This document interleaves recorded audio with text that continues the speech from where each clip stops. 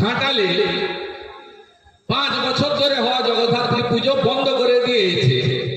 হিন্দুরা একজোট হয়ে মা জগদ্ধাত্রীকে রাস্তায় বসিয়ে, বৃষ্টি হচ্ছে, উপরে আচ্ছাদন দিয়ে রাস্তায় পুজো করতে শুরু করে।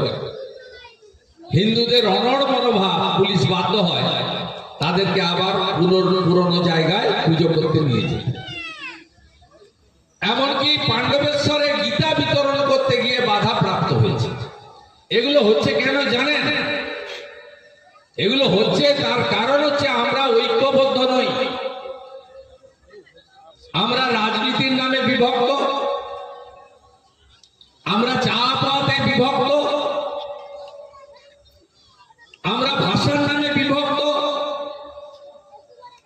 এখানকার সরকার বাহাদুরের লোকেরা সবসময় বলে ওরা হিন্দি ভাষী। আজকে বাংলাদেশে 33% হিন্দু নেমে গেছে 7%। গলায় তুলসীর মালা, আচার মালা রাখতে দেয় না, মাথায় শিখা টিকা টিকি রাখতে দেয় না, ধুতি পরতে দেয় না, মহিলা ঢাকা পলা পরতে দেয় না, মাথায় বাস মহিলাদের পরতে দেয় না। দুর্গা পূজায় পঞ্জিকা নয়, সেখানকার প্রশাসন সরকার তারা বলে দেয় এই সময় মাইক বন্ধ থাকবে, এই সময় কাঁসর বাজাবেন না, ঢাক বাজাবেন না, শঙ্খ বাজাবে না। এই অবস্থা দেশের হিন্দুদের হচ্ছে, তারা 33 থেকে 7% নেমে এসেছে। আর আমরা 1951 জনগণনায় 85 ছিলাম, 2011-তে হয়েছে 72%।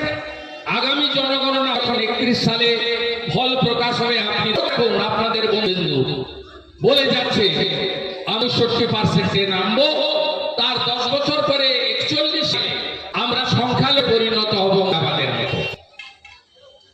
তাই আপনাদের জাগো দরকার,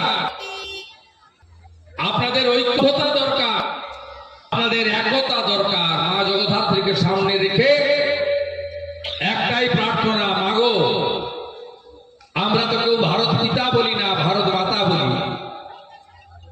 আমরা তো সব মহিলার মধ্য দিয়ে দেবী মা দুর্গাকে দেখতে পাই।